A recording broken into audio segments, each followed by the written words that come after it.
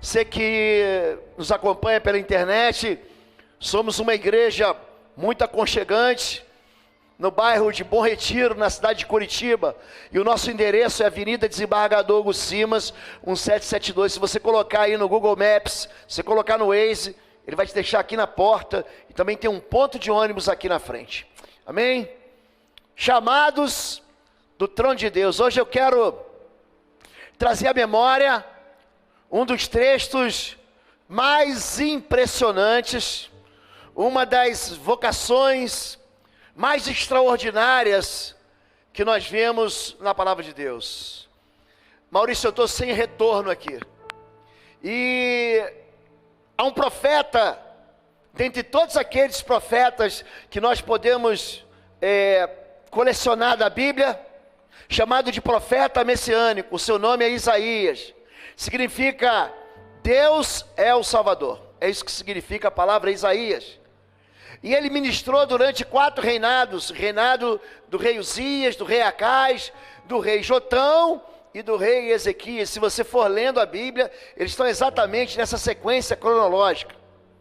Ele é chamado de profeta messiânico porque ele, aquele que carrega o livro mais extenso dentro dos livros proféticos e que trata da vinda de Jesus Cristo, o Messias, em hebraico, o Yeshua HaMashiach, aquele que foi ungido, aquele que é o Cristo. A palavra Cristo significa isso, ungido, ungido de Deus.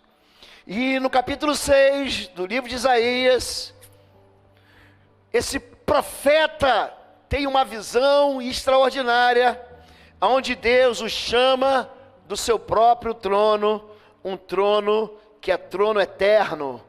Diz assim, pronto.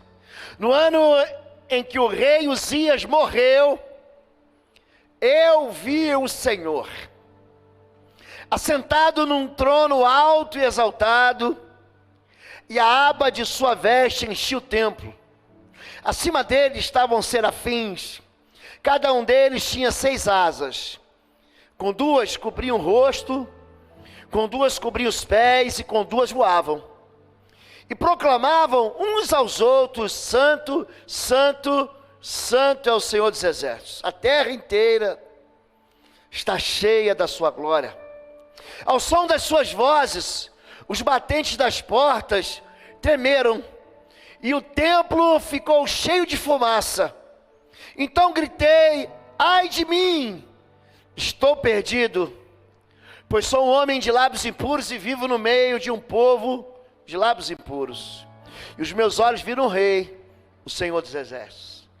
Então um dos serafins voou até mim, trazendo uma brasa viva que havia tirado do altar com uma tenaz, uma espécie de um alicate, uma tenaz, que retira do braseiro, que retira do fogo, então uma brasa. E continua: com ela tocou a minha boca e disse: veja, isto tocou meus lábios, os seus lábios, por isso a sua culpa será removida e o seu pecado será perdoado.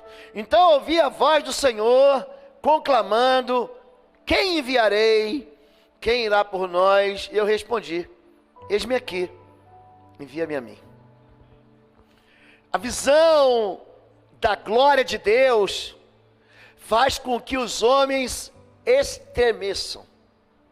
Não há ninguém que teve um encontro com Deus que não tenha a sua vida mudada, transformada, o seu destino seja traçado numa outra rota. Nós estamos falando aqui de um dos profetas mais conhecidos da Bíblia Sagrada. Ele já estava ministrando, e ele diz: no ano que morreu o rei Uzias, ele diz que há um rei num trono, e esse trono ele fica vazio, porque o rei morre. E nesse mesmo dia, nesse mesmo ano, dentro desse espaço de tempo, localizado em torno de 700 anos antes da vinda de Cristo, o profeta diz que ele viu o Senhor assentado no alto e sublime trono. Ele tem uma visão espiritual. Ano passado eu escrevi um livro sobre discernimento espiritual, que não é nem uma palavra bíblica. A Bíblia chama, quando diz em 1 Coríntios capítulo 12, ele fala sobre discernimento de espíritos, que é diferente de discernimento espiritual. Mas você vê muita gente enxergando o mundo espiritual. Eliseu, ele vê o mundo espiritual. O seu pastor auxiliar, Geazi, ele não vê. E quando ele sai no capítulo 6 de 2 Reis, e vê que o exército sírio cercou o acampamento, ele fala: Senhor, estamos perdidos, estamos cercados. Eliseu diz: não tenha medo, porque em maior número são os que estão conosco, do que aqueles que estão contra nós. Então ele ora: Senhor, abre os olhos do teu servo, para que veja. Então Geazi vê uma colina de anjos com seus carros de fogo, cercando o exército inimigo. A visão do trono, a visão de Deus é uma visão que nos deixa estarrecidos.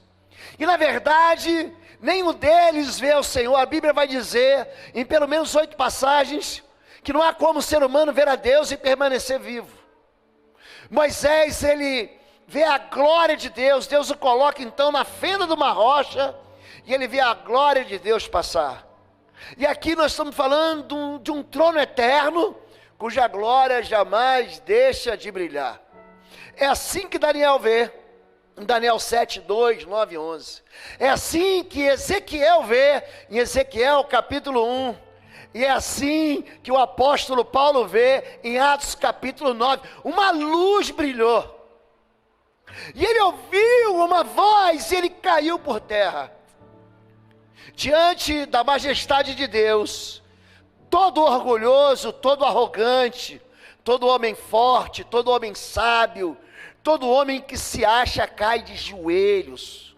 Ele cai como morto. Nós achamos que somos inteligentes demais, sábios demais, fortes demais, violentos demais, mas diante de Deus é exposta toda a nossa fragilidade.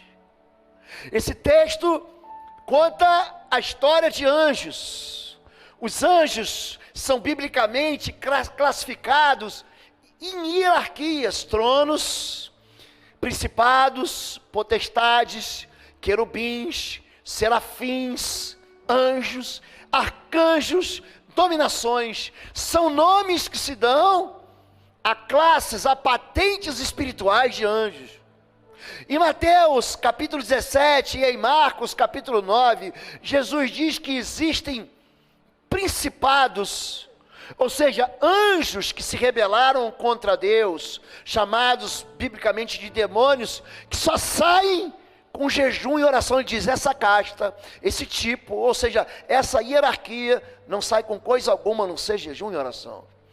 E aqui o profeta Isaías, ele vê serafins. Essa palavra serafim significa aquele que é incandescente. Você já viu algo assim, que vai queimando? Você coloca uma chapa, uma peça de ferro.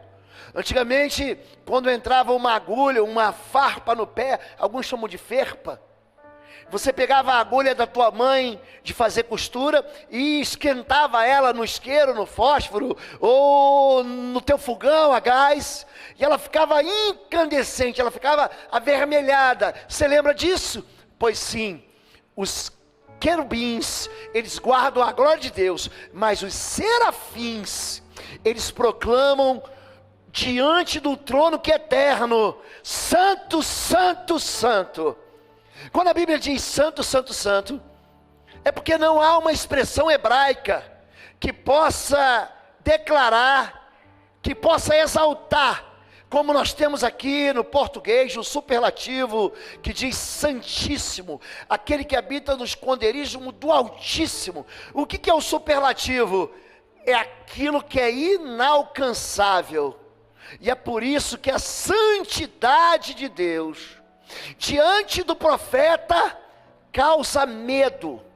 O profeta vai dizer: ai de mim, Quando ele se encontra com Deus, ele se achando profeta, ele se achando homem de Deus, ele se achando santo demais no meio daquela Judá. Nesse tempo, Judá tinha enxergado, tinha visto o seu vizinho irmão Israel ser tomado por Senaqueribe e resistir a esse mesmo cerco sírio. Ele viu qual é a resposta ao pecado, viu a destruição daquela nação, aquele povo foi levado.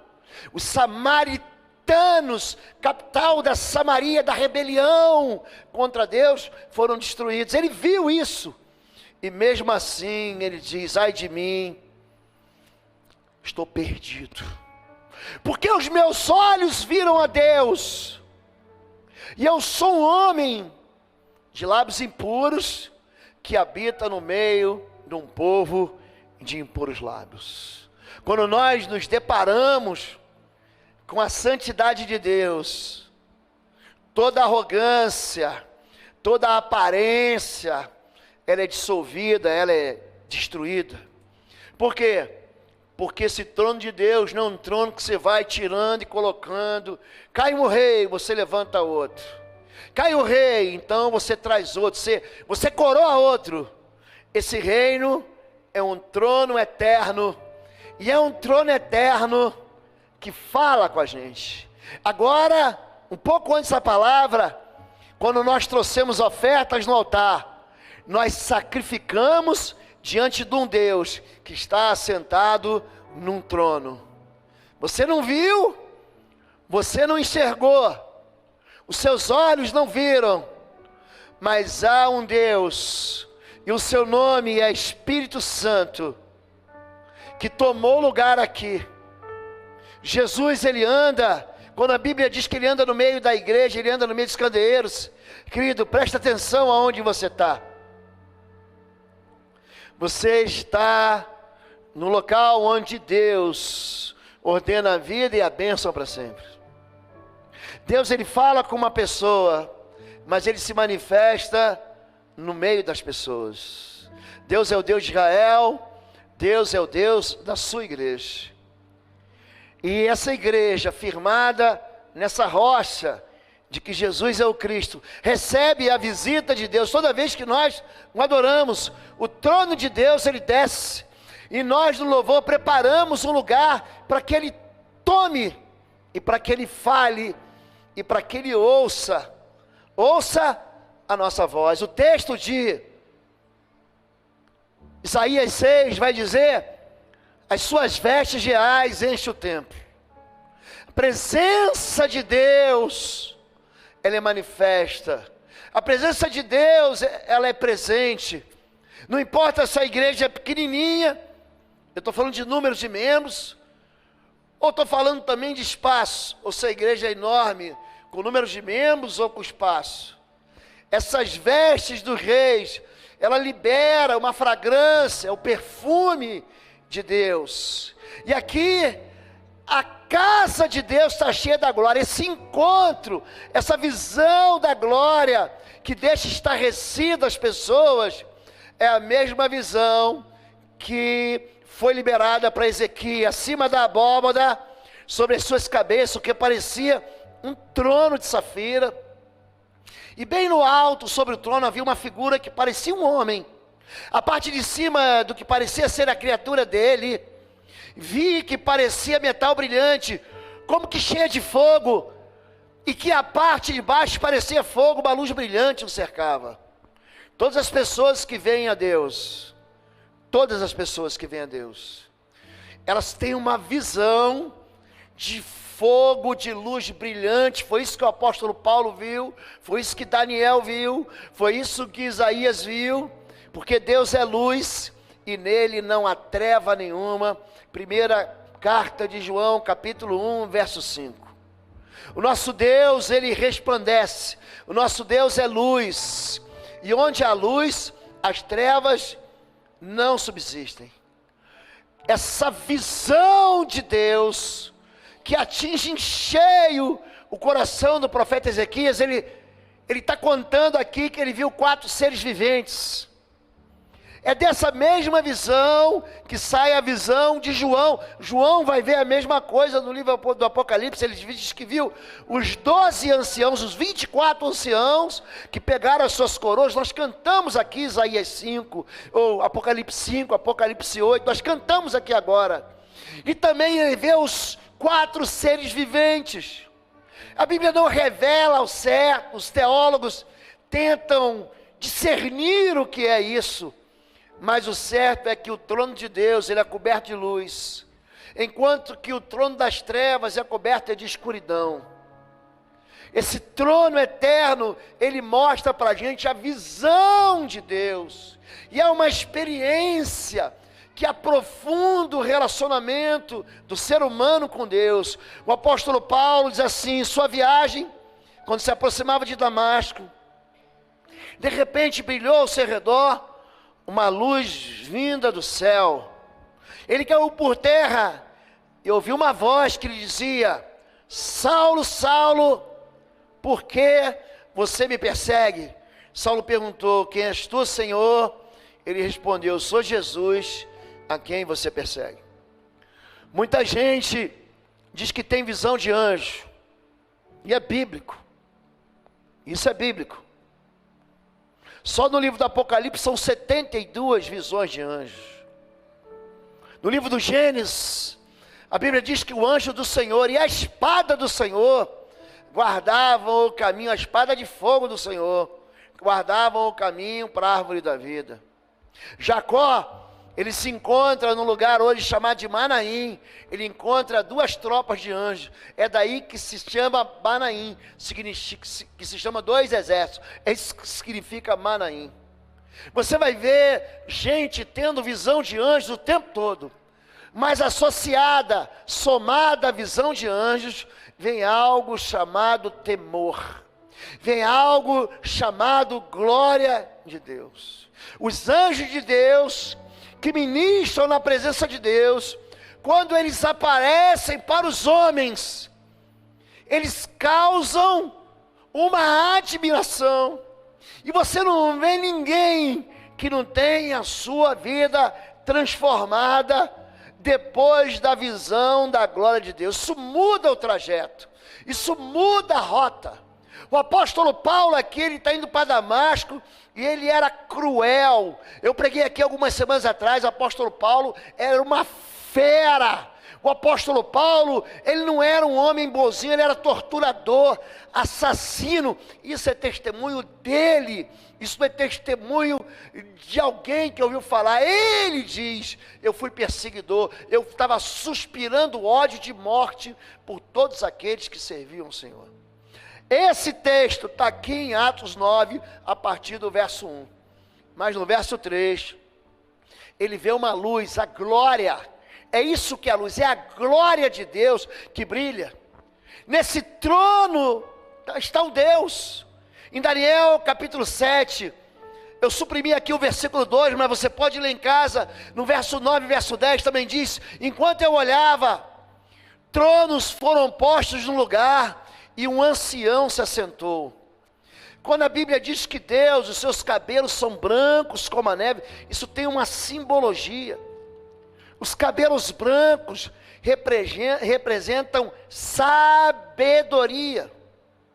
Você quer ser sábio? Pergunte aos mais velhos. Os mais velhos já erraram bastante. Os mais velhos já acertaram bastante. Os mais velhos já viram aquilo que deu certo e já experimentaram aquilo que deu errado. Pergunte aos mais velhos. Pergunte aos mais velhos se vale a pena desobedecer, se vale a pena obedecer. Não tape seus ouvidos. E aqui, essa é a visão de Daniel. Ele viu um ancião, um senhor. Sua veste era branca como a neve, seu cabelo era branco como a lã, seu trono ardia em fogo, e as rodas do trono estavam todas incandescentes. E saía um rio de fogo diante dele. Milhares de milhares o serviam. Milhões e milhões estavam diante dele. O tribunal iniciou o julgamento e os livros foram abertos. Daniel capítulo 7. ele coincide com Apocalipse capítulo 5, que fala sobre um dia de julgamento. Apocalipse capítulo 21 fala sobre um grande trono branco. Quando o grande trono branco foi estabelecido, olhe para mim, ninguém vai escapar. Ninguém vai. Todos nós vamos dar um grito de agonia, como deu Isaías: ai de mim, porque eu sou um homem impuro e que habito no meio de um povo de impuros lábios. É por isso que Deus, Ele não deixa nem eu e nem você inocentes. Existem 5 sinais da vinda de Jesus. A Bíblia, aprenda isso, não fala sobre fim do mundo. Igreja, aprenda isso. A Bíblia fala sobre fim dos tempos. Céu e terra passarão, e serão dados novos céus e nova terra. Existem sinais, vocês vão ouvir falar de guerras, de rumores de guerras. Vocês vão ouvir falar de tragédias, de terremotos. Olha, não se assustem, não é o fim. Escute o que Jesus diz em Mateus capítulo 24: não é o fim. Isso é apenas princípio de dores. Diga comigo: princípio das dores. E Ele vai dando para mim e para você mais sinais. O evangelho do reino vai ser pregado a toda criatura. O evangelho hoje a gente tem uma facilidade de ministrar através da internet, através das redes sociais. O evangelho está expandindo, as nações estão multiplicando o conhecimento do Senhor. Quando Joel diz que a palavra do Senhor vai encher toda a terra, é isso que vai acontecer. Mas o fim vai chegar. E quando o fim dos tempos chegar, esse trono vai ser estabelecido. E a gente vê claramente que ninguém escapa. Antes de mim, antes de você, bilhões de pessoas foram semeadas e viveram nessa terra que a gente vive. Bilhões. E aí, não fique pensando que há um senso de injustiça, porque não há. Nós não podemos dizer quem vai para o céu ou para o inferno, porque normalmente o nosso critério está errado. E Deus, Ele vê a questão da morte muito diferente da maneira como a gente vê. Céu não é lugar para bonzinho. Inferno não é lugar para mal. O critério é outro. O critério é a justiça de Deus. Deus, Ele estabelece uma porta de salvação para todo mundo. O foco não está no pecado. O foco está em Jesus, aquele que tira o pecado. Todos podem ser salvos. E há perdão para tudo. Mas não há perdão para todos. Há perdão para todo tipo de pecado. Se você blasfemar contra Deus, você vai pecar? Vai. Pastor, tem perdão? Tem.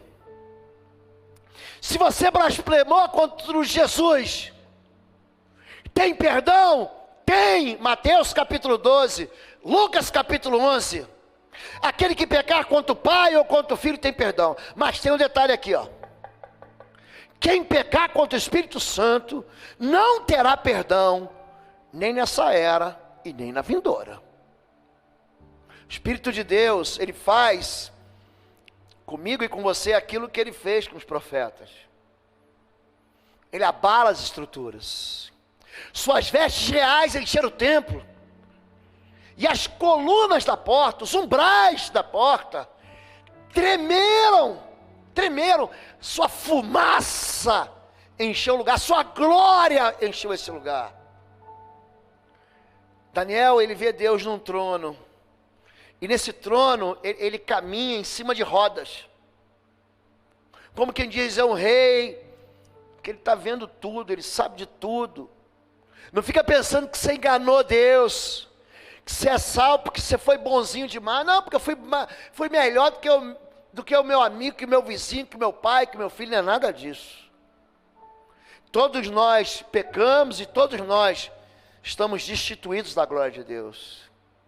Mas quando nós temos esse encontro com o Senhor glorificado, está aqui, Apocalipse capítulo 1, olha o encontro de João. Sua face era como o sol, quando brilha em todo o seu fulgor. Você consegue, ao sol do meio-dia, olhar para o céu? Você consegue manter teus olhos abertos, sem que sua retina não seja queimada? O sol em todo o seu fulgor, quando vir, caía a seus pés como morto. Eu não estou falando de qualquer um não, gente. Estou falando de João, aquele que colocou a cabeça reclinada sobre o peito desse Deus. E ele continua, então ele colocou sua mão direita sobre mim e disse: não tenha medo, eu sou o primeiro e o último, sou aquele que vive, estive morto, mas agora estou vivo para todo sempre, e tenho as chaves da morte e do inferno. Essa palavra-chave é metáfora de autoridade. A chave, eis que vos dou a chave do reino do céu, eu te dou autoridade. A Ilquias, eu dou a chave do templo e autoridade para governar. A chave é um símbolo da autoridade espiritual que Deus dá para um homem ou que Deus dá para um rei. O rei é chamado de espada. Romanos capítulo 13 diz que o governo deve ser obedecido, porque ele é espada para punir malfeitores. E não há governo que não tenha sido colocado que não seja de Deus. Porque todos aqueles que governam, seja de um lado ou do outro, foram colocados por Deus. Em Atos capítulo 7, Estevão, gente, Estevão é o cara, ele é um diácono, ele é um profeta no Novo Testamento. Ele prega com tamanha ousadia que ele não deixa os seus oponentes, os seus adversários judeus ficarem sem resposta. Então ele é arrastado para fora da cidade, e ele diz o seguinte: nós vamos apedrejar ele. Ele diz: Senhor, não imputes a eles nenhum pecado. A mesma palavra que Jesus dá na cruz: Pai, perdoai-os, eles não sabem o que fazem. É um homem cheio, a sua face brilhava como o sol. Pessoas que têm um encontro com Deus brilham. Uma das coisas que os pastores que me acompanham nos atendimentos aqui de libertação sabem disso: o mundo espiritual sabe quem você é. E uma das primeiras reações, quando o espírito imundo manifesta, é ele baixar a cabeça e te olhar aqui, ó, por cima da sobrancelha, ou por baixo dela. Ele não olha nos teus olhos. Por quê? Porque os olhos que você vê como os olhos, o mundo espiritual enxerga como luzes. Os olhos são candeia do corpo. Se o teu corpo tem luz, os teus olhos também têm luz. Mas se o teu corpo está em trevas, os teus olhos estão em trevas, e quão grandes trevas são. Se Deus está aqui, se Cristo habita em você, não se engane, o mundo espiritual sabe disso. E Estevão, acontece com ele a mesma coisa que acontece com Jesus, no Monte da Transfiguração, conhecido como Monte Tabor. Pedro, Tiago e João viram o seu rosto resplandecendo como luz, ficaram com medo. Em Êxodo capítulo 34, Moisés ele desce com as tábuas da lei, e o seu rosto resplandecia. Portanto, de Jesus, brilhe também a vossa luz entre os homens. É isso que acontece com Estevão, capítulo 7, verso 55. Mas Estevão, cheio do Espírito Santo, levantou os olhos para o céu e viu a glória de Deus, E Jesus de pé à direita de Deus e disse: veja o céu aberto e o Filho do Homem de pé à direita de Deus. Ele não viu a morte. Estevão viu a Jesus na morte. O crente, ele não vê a morte. Essa promessa de Jesus em João 11, ela é verdadeira. Aquele que crê em mim, ainda que esteja morto, viverá. E aquele que crê e vive em mim, jamais verá a morte. Você pode repetir isso? Jamais. Oi, gente, um rápido intervalo. Você que ainda não é membro, seja membro do canal para nos abençoar. Dá um like, compartilha. E se você quer crescer em libertação e batalha espiritual, vai lá na nossa loja www.institutoexodo.com. Os nossos livros estão lá que vão fazer você crescer nessa área e se tornar um valente na batalha. Deus te abençoe. Verá a morte. A visão dele é a visão do trono, como foi a visão de Isaías, como foi a visão de Daniel, como foi a visão de Ezequiel, como foi a visão de Paulo. Ele viu o céu, ele viu os céus abertos, mas ele está agoniado, porque junto com a visão vem o quê? Vem o juízo. Uma vez os oficiais da Força Aérea, do Exército, da Marinha, eles são convocados semestralmente para serem juízes dos chamados tribunais militares. Então eles chamam um oficial superior, normalmente um major, um tenente-coronel, um coronel, um oficial intermediário, um capitão e mais os tenentes, para exercerem julgamentos sobre crimes que são chamados de crimes propriamente militares. E eu vi a juíza nos chamou e nos deu um briefing inicial, nos deu uma orientação. Nós não estamos aqui para condenar ninguém. Nós queremos, na verdade, absolver.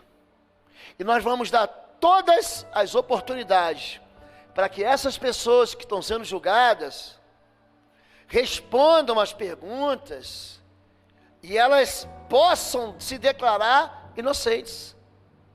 E eu tive uma visão completamente dessa visão que a gente tem do sangue. Eu quero que fique preso para sempre. Esse fulano tem que pegar prisão perpétua. Ele tem que pegar pena de morte.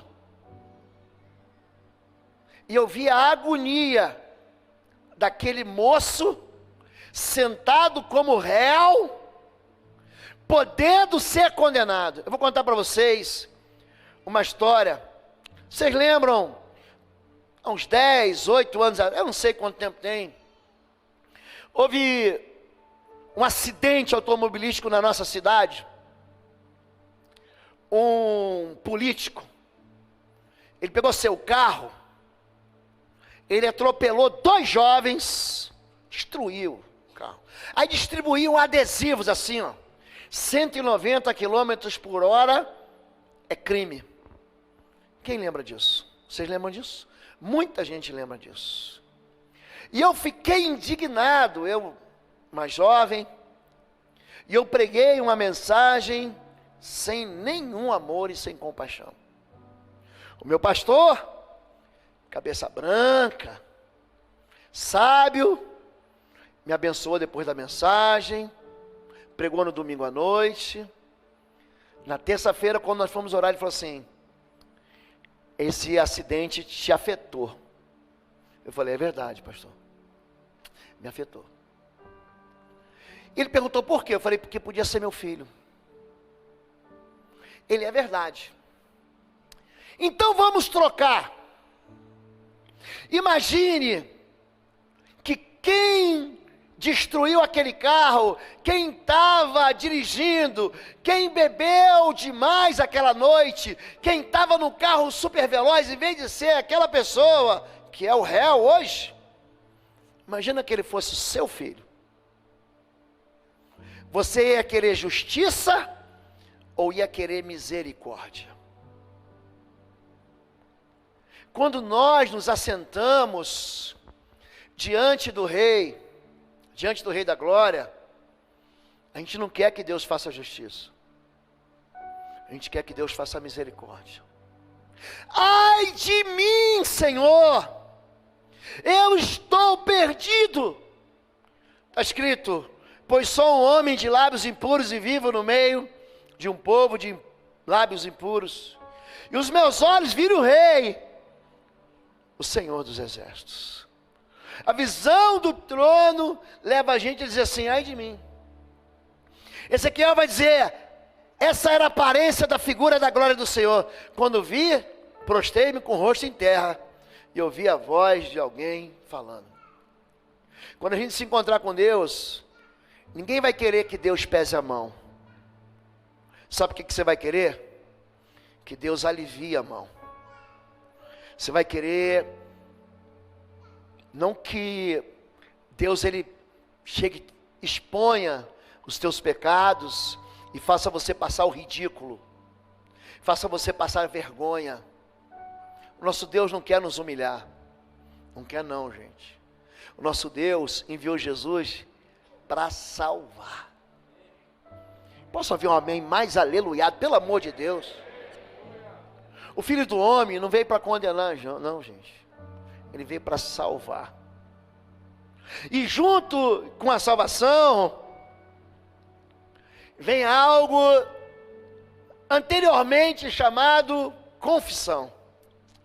Sou um homem impuro, muitas vezes providenciei que fossem castigados nas sinagogas, a fim de obrigá-los a blasfemar. Eu me opunha a eles com tanta violência que os perseguia até as cidades estrangeiras. Semana passada, retrasada, eu li 2 capítulos de um livro que fala sobre a opressão ditatorial de gente que odeia crente. E eles falavam assim: não basta só perseguir o crente, porque se você persegue o crente e ele morre, ele vai para o céu.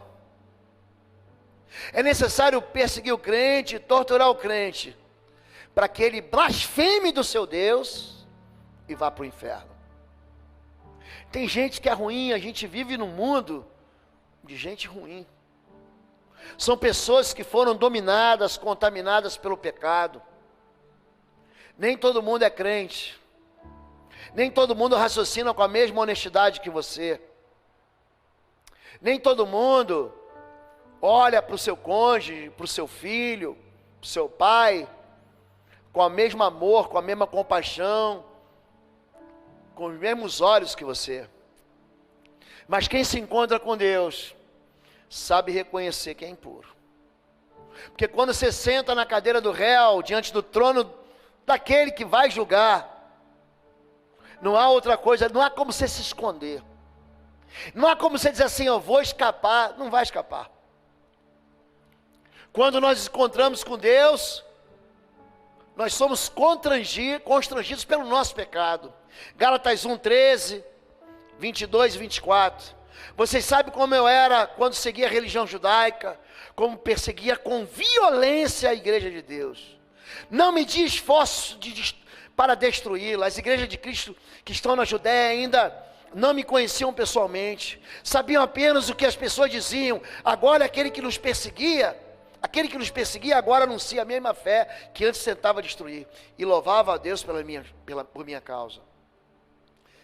Vocês viram como é que estavam os serafins na visão? Vocês notaram isso? Os serafins cantavam e louvavam: Santo, Santo, Santo. E os serafins têm 6 asas, ou seja, 3 pares de asas. Você já ficou morto de vergonha? Já ficou? Você quis enfiar a tua cabeça num buraco. Você queria ser invisível, para ninguém te ver. Ai meu Deus, que vergonha. Você já viu gente quando é presa em flagrante delito, que vem a câmera do repórter atrás dele, e ele vai, se esconde, levanta uma blusa, abaixa um casaco, esconde a cabeça, coloca uma touca. Você já viu gente envergonhada? Olha para mim. Os anjos que não têm pecado são serafins. Escondem com 2 asas o seu rosto. E com 2 asas eles cobrem o seu corpo até os pés.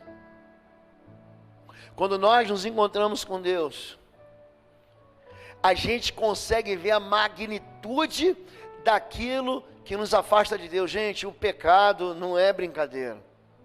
E é por isso que Jesus não brincou para enviar seu filho Jesus. Ele não mandou Jesus para mostrar para você que ele é bonzinho. Não foi isso. Ele não enviou seu filho para que ele fosse morrer, para te dar exemplo, para que ele fosse um mártir. Isso é besteira. Tem um casal aqui na frente. Vocês têm um filhinho, não tem? Eu tenho um netinho lindo. Mas daqui a 3 meses, eu vou ter mais uma neta.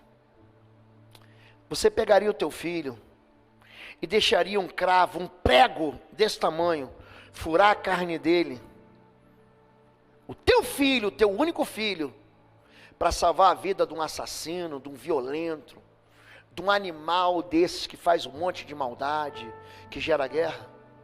Qual de nós aqui entregaria o seu filho? Qual de nós?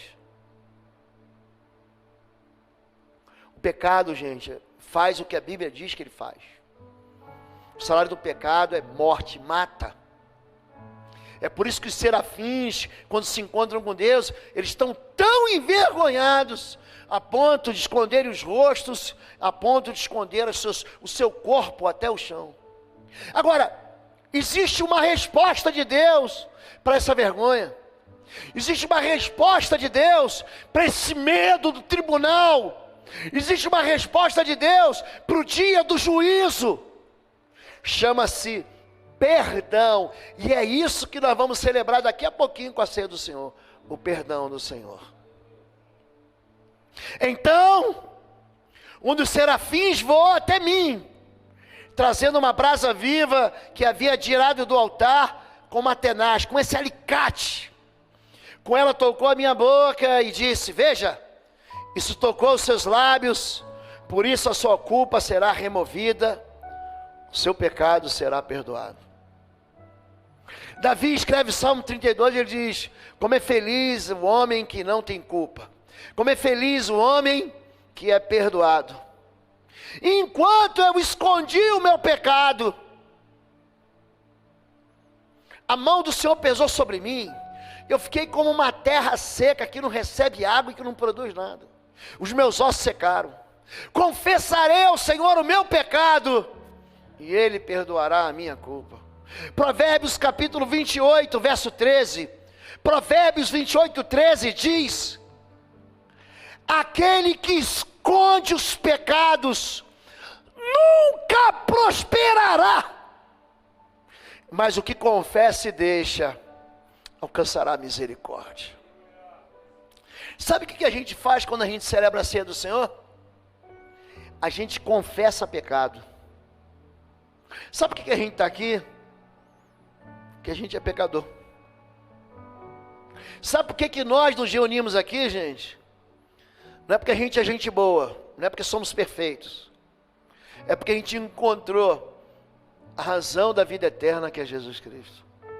Quando a gente celebra a ceia, nós estamos celebrando com Deus o perdão que Ele ofereceu e nós recebemos. Perdão é para quem quer. Perdão, gente, é para quem aceita o perdão. E tem gente que é tão orgulhosa, que acha que o seu pecado foi tamanho e tão grande, que ele fala: não, Deus pode perdoar todo mundo, o meu pecado não pode. Ah, o pastor não faz ideia do que eu fiz. Queridos, 1000 atendimentos por ano. Eu já ouvi todo tipo de pecado e todos eles têm perdão. Não fique imaginando que isso é especial, que o seu pecado foi excluído do rol de perdão dos pecados que foram remidos na cruz. Isso é bobagem. Só tolice sua, é o engano que a culpa e que Satanás lança sobre você. Todo pecado tem perdão. Qual o pecado que não tem perdão? É o teu coração duro, onde o Espírito de Deus te convence do pecado, da justiça e do juízo. Você diz: não, para mim não tem perdão. É gente que acha que vai para o céu, ou vai para Jesus quando as coisas melhorarem. Querido, é do jeito que você está, como do jeito que Isaías estava. Isaías, quando se depara, ele já era profeta, entenda isso. Isso acontece no capítulo 6. Ele está profetizando desde o capítulo 1. Só que ele tem um encontro, naquele encontro ele fala, ai de mim que eu estou perdido. E Deus diz, não, espera aí, tem jeito. O serafim pega uma brasa. Qual o teu problema? É língua? Deus cura a língua. Qual o teu problema? São pensamentos. Qual o problema que te envolve, que te devora? Qual o pecado que você fala assim, eu não sou capaz? Gente, o que é mais impressionante é que ele vai pegar esse homem que está confessando pecados, no versículo 5 e 6, 5, perdão, e no versículo 8, ele dá um chamado. Quando o anjo toca na boca dele, que a culpa é removida, que a culpa é tirada, que o pecado é remido, ele fala, a quem enviarei e quem irá por nós? Essa mensagem de perdão e de salvação, ela é para você, mas ela é para você distribuir, é para você compartilhar. E eu vou, na visão que Deus tem me dado aqui, eu tenho chamado todos os ministérios, para que eles proponham para você, a possibilidade de você servir a Deus, e levar o perdão de Deus aonde você estiver. Nós vamos começar aqui, nós começamos esse ano, cá entre nós, com a doutora Dulce. Estamos começando a escola bíblica de novo, com o pastor João e todo o seu time maravilhoso de professores. Nós estamos recomeçando a clínica da alma para os corações feridos. Nós vamos começar o ministério de carros velhos ou de cars, que o irmão já tem tratado comigo. A gente vai começar o ministério de motociclista. Gente, é aquilo que Deus te deu de talento. Para quê? Não é para a gente ficar alisando o carro bonito e velho, mas para que a gente atraia as pessoas, para que elas se encontrem com Jesus. Jesus diz, assim como a serpente foi levantada no deserto, assim será também o Filho do Homem, quando ele for levantado, eu atrairei todos a mim. Existe uma palavra de perdão que está na tua boca. Existe um ministério que está nas tuas mãos. Eu recebi um irmão esses dias e falou assim, pastor, eu quero dar um negócio. Um irmão desempregado. Fiquei tão impressionado. Mas você quer o quê? Você quer dar um emprego? Não quero dar emprego não. Eu quero dar um negócio para ele. Quer dizer, aquele homem que frutifica, que abre fontes, que joga semente, e fala assim, eu quero dar um pedaço de terra para ele jogar semente e colher fruto. O ministério, a pessoa pensa, eu brinco aqui e chamo o irmão do Ministério de Esporte de fominha. Não é que ele é fominha que não toca bola, ele é fominha porque ele está sempre jogando bola. É isso, nesse sentido. Mas eu falo para ele, nós temos uma reunião hoje, ele cancelou o futebol, mas o futebol serve para quê? Para falar de Jesus. Para que existe mãos que aquecem? Você acha que é para as irmãs ficarem tricotando? Não é, gente.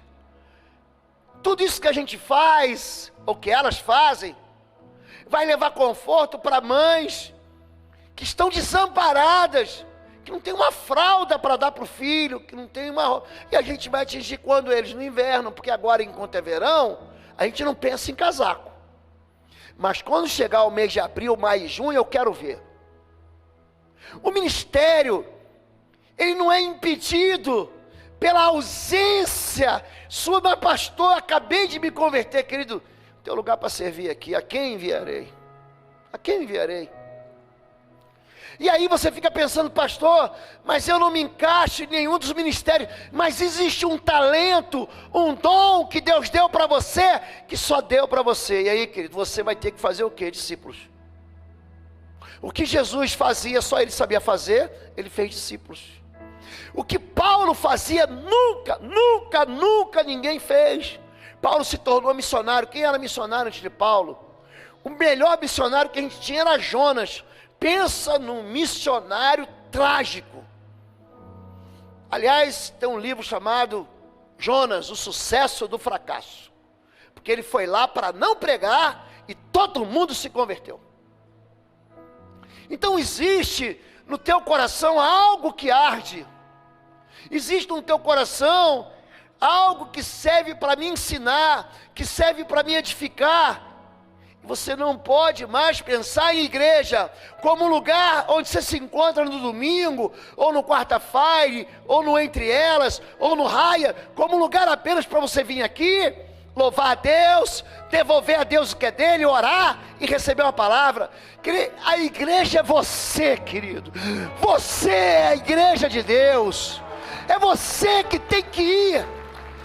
A voz do Senhor vai sair de você. É você que é chamado hoje, eis-me aqui. É você que tem que ter essa resposta. Eis-me aqui. Esse mesmo capítulo 9 do livro de Atos, quando o apóstolo Paulo tem a visão do Senhor, cai no chão. A Bíblia diz que ele ficou cego por 3 dias, não comeu e não bebeu. Aí Deus está ouvindo a oração de um camarada chamado Ananias, morava do ladinho ali. Era vizinho de bairro. Ele fala: Ananias, vai até a casa de Simão, em algumas versões diz casa de Judas. Vai lá na rua direita. E tem um homem conhecido como Saulo. Vai lá e impõe as mãos sobre ele, porque ele teve uma visão. Ele está cego, mas ele tem uma visão espiritual que um homem chamado Ananias vai lá. Ele falou assim: vou não. Eu não vou. Será que o senhor não está sabendo, Deus? O senhor não leu as mensagens que saíram no jornal de hoje? O senhor não acompanha o Twitter? O senhor não tem Instagram? Você não tem Facebook? Você não leu no jornal eletrônico? Esse Saulo aí que está cego é aquele sujeito que perseguia a gente. A gente quer dizer para Deus o que Deus não pode fazer com a vida da gente. Aí Deus fala assim: Ananias, vai lá. Ele dá uma ordem. Porque esse homem é um vaso escolhido por mim para ir levar o evangelho aos gentios. Ele vai aprender o que vai sofrer pela minha causa. Você que está dizendo para Deus assim: eu não posso, eu não consigo, não é o meu chamado. Pode, consegue, é o teu chamado. Todos nós temos um chamado. Agora, pastor, o senhor falou que o céu se abriu. Olhe para mim. Não mistifique o seu chamado. Tem gente que anjo aparece no pé dele da cama. Tem gente que Deus não fala nada com ninguém.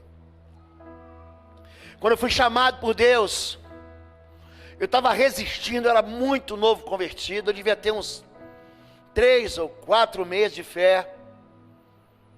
Eu me converti numa igreja batista na cidade de Guaratinguetá, no interior de São Paulo. Aí me chamaram para ir na abertura.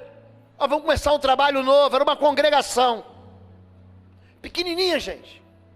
Pensa num lugar pequeno. Aquilo lá devia ter sido assim, um botequinho. Tiraram tudo e fizeram aquele salão. Virou uma igreja. E tinha um irmão pregando. Eu só me lembro que ele pregava em cima do livro do profeta Daniel. Só isso.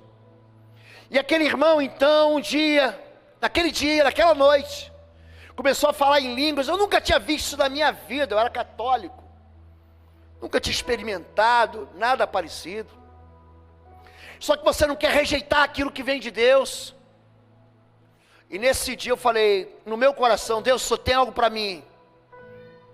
Aquele irmão vai falar sobre o meu ministério. Naquele momento eu pensei no meu espírito assim. Ele tirou as pessoas da frente e falou assim: ele trouxe uma palavra profética na minha vida, que nunca deixou de se cumprir. Esse foi o meu chamado. Eu me agarrei a essa promessa. Muitas vezes, tentaram me convencer a desistir. Eu não desisto, só se o Senhor me levar. aí Ele é Deus. Porque a vocação que Deus me deu é uma vocação que me apaixona. Quero encontrar, gente, tudo no céu, gente. A Bíblia diz que a gente vai subir para o céu com cânticos de alegria. Nós vamos louvar a Deus juntos. Haverá um lugar onde a gente vai ter um reencontro. Mas vai ser um lugar, gente, onde nada vai nos fazer falta, nada. A sua vocação hoje é responder a um chamado que Deus também te faz hoje. Quem enviarei? Quem irá por nós? Deus está chamando você para fazer parte. Quem irá por nós? Ele e você, Ele e eu, Ele e nós. Amém? Fique em pé em nome de Jesus. Vamos orar. Vamos orar.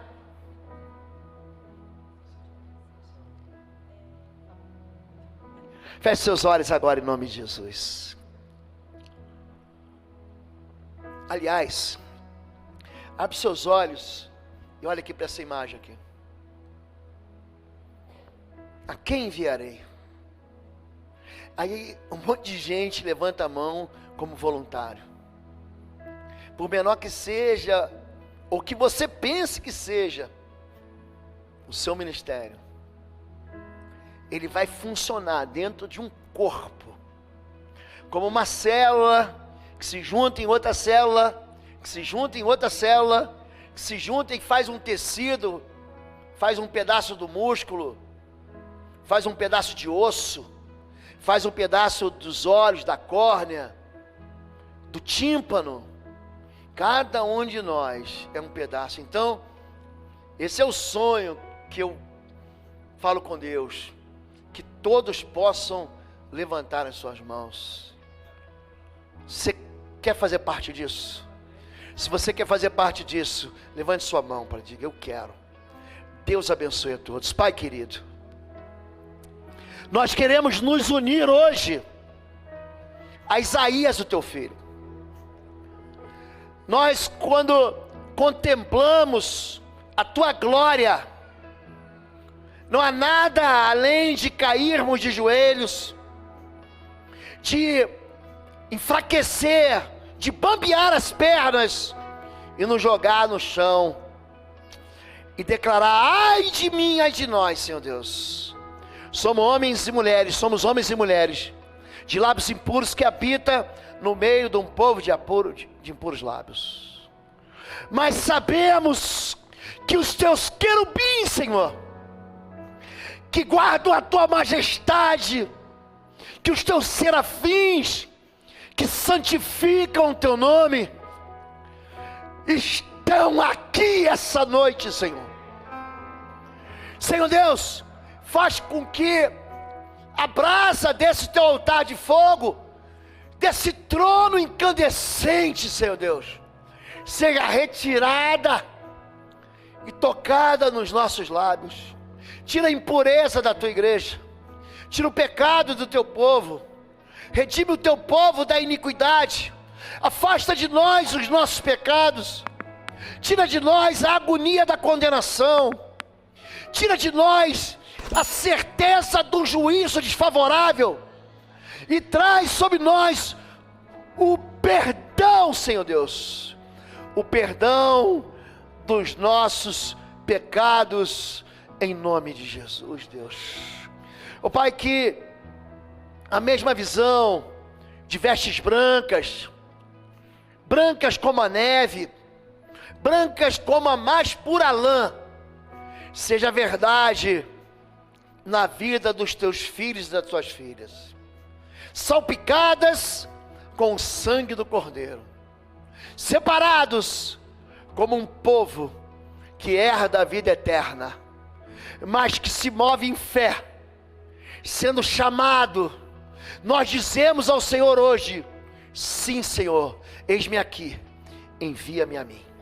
Nós oramos assim em nome de Jesus, e a igreja diz amém. Você pode dizer amém, você pode aplaudir ao Senhor, porque você sai daqui perdoado. Glória a Deus, Deus abençoe.